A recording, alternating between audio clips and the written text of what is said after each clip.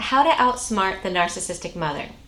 Recently I did a video entitled How to Outsmart the Narcissist. Here's the link for that if you haven't seen it.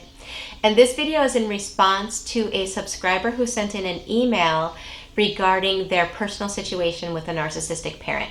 So let's read that email and see what tactics you can use to outsmart the narcissistic mother. This is from Ignacio, and he writes, "Hello, I'm a recent subscriber to your great YouTube channel, and firstly I want to thank you for all the suffering you've helped me release already. For a long time I've felt very lonely and traumatized and thinking there was something wrong with me for simply being me. It's been great to get in contact with your videos and those of other people who are going through similar experiences with these manipulators. So I'm going to take you up on your generous offer and ask about one of the gazillion of inconsiderate behaviors my mother has towards me and others. Currently going no contact with her is not an option because I'm getting on my feet economically and have been forced to live with my parents for a while, and I'm trying to do damage control and daily cleansing.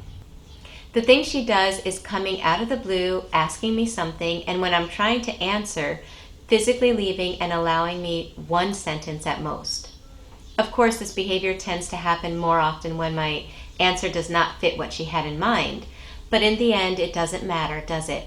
If you say black, she'll try to trip you for how white she wanted it. If you say white, she'll say black. This is a lack of respect and very unsettling to me because one, she comes at any moment interrupting whatever I'm doing.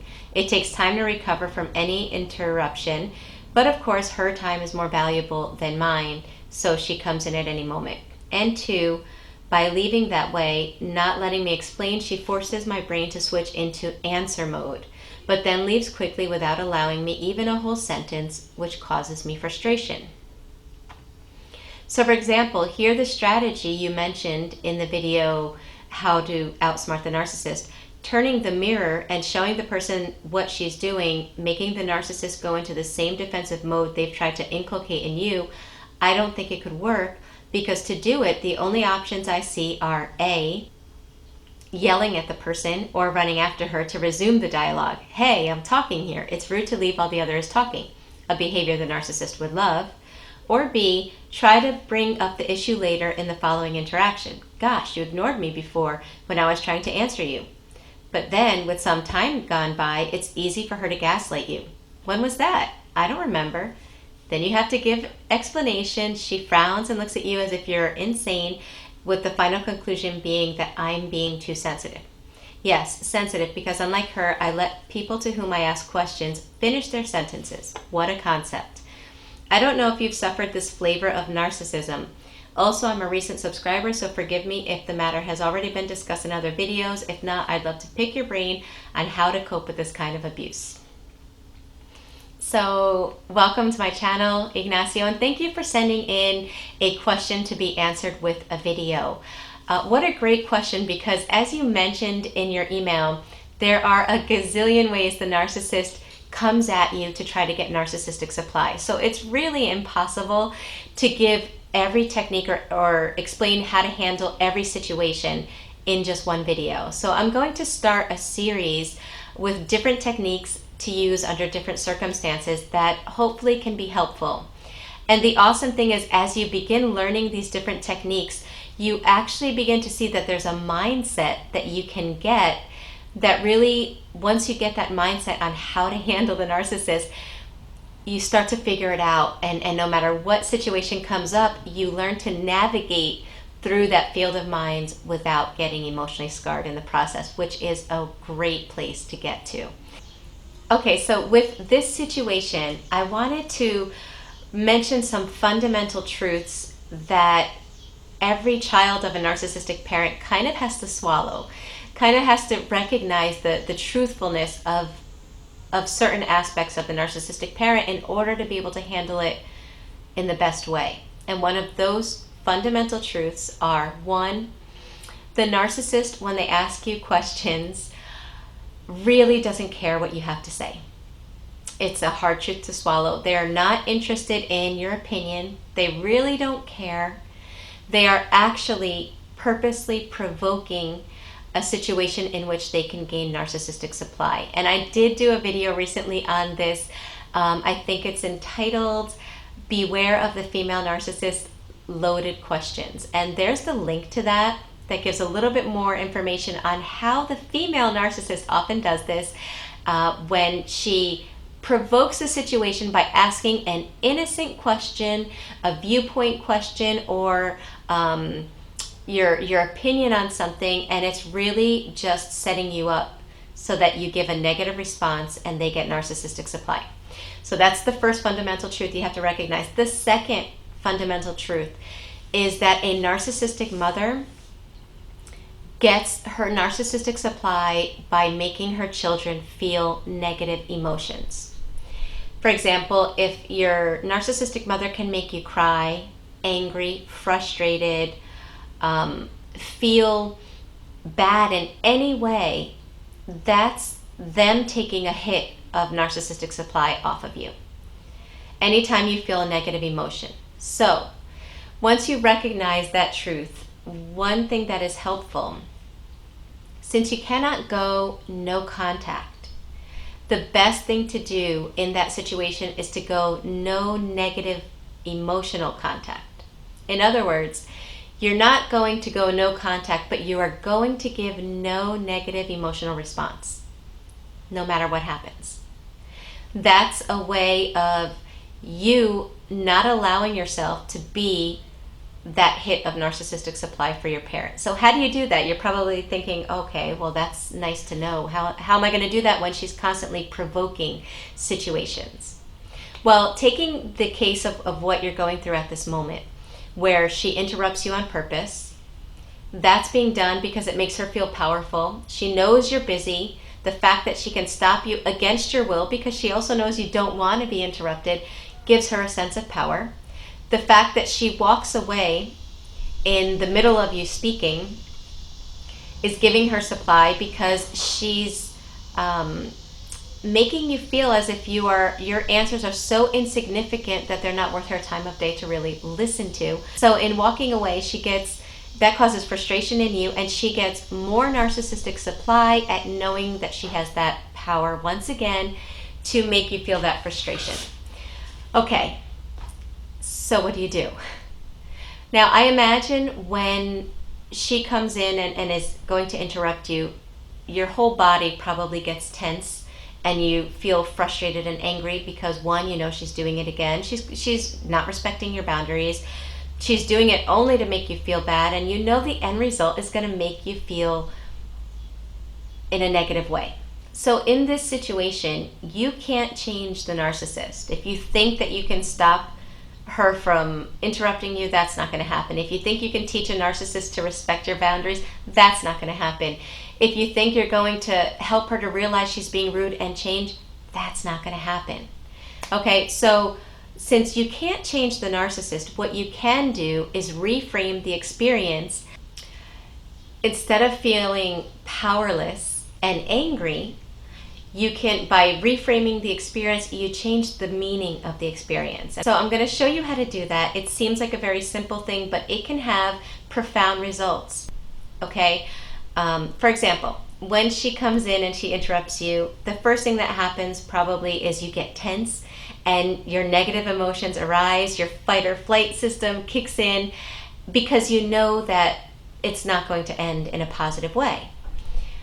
Okay, if you can change that and reframe that, instead of when she interrupts you, viewing and focusing on the negative, you shift your focus on something positive. For example, you can say in your mind, yes, this is an opportunity for me to show myself that I'm in control of my emotions. Awesome. This is an opportunity for me to show myself that I am in control and that I can decide how to feel about what's going on. So by viewing it this way, instead of the negative tensions and anger and feeling of powerless coming up, you're viewing it as an opportunity. So you're viewing it in a more positive light. Now, she asks you her question, and whenever you answer the narcissist, you know she's going to walk away and not care. So once again, you reframe that in your mind, and you say, I wonder how many words I'll be able to get out before she walks away. You know, today I'm going to guess 4. Instead of getting your brain in answer mode, where you're actually giving an honest answer from your viewpoint, don't waste your energy. You can give a generic answer, and at the same time, you're in your mind, you're using that to reframe it to see how many words she'll listen to. Let's say she walks away after 4 words. Then you gauge how well you did. Well, you know what? She left quicker than I thought. Or wow, she lasted longer than I thought. How does this outsmart the narcissist? Well, the narcissist is wanting you to feel emotionally negative so that they can feel better about themselves. They gauge their emotional health by making their children feel bad. That makes them feel good. It's sick, it's awful, but it's a reality, and once we realize it, we can start taking our power back. So you're refusing to be the narcissist's hit at that moment. You also don't feel powerless. You feel your own power, which is a more positive experience. You can't change the experience, you can't change the circumstances of the experience, but you can change the meaning of the experience. And by changing your viewpoint into a more positive one, it leaves you feeling better afterward. Also, the recovery of what she does is a lot quicker. Instead of her walking away and you're stuck in your negative feelings that she's put in you, that she's provoked in you, now she's walked away and you have to kind of, work through them so you can refocus on what you were doing beforehand, you'll find that you're in a more positive state of mind, and it's very easy to shift back to what you were doing. So you don't feel like a piece of gum that's just been chewed up and spit out in that conversation. You feel more empowered, you feel more positive.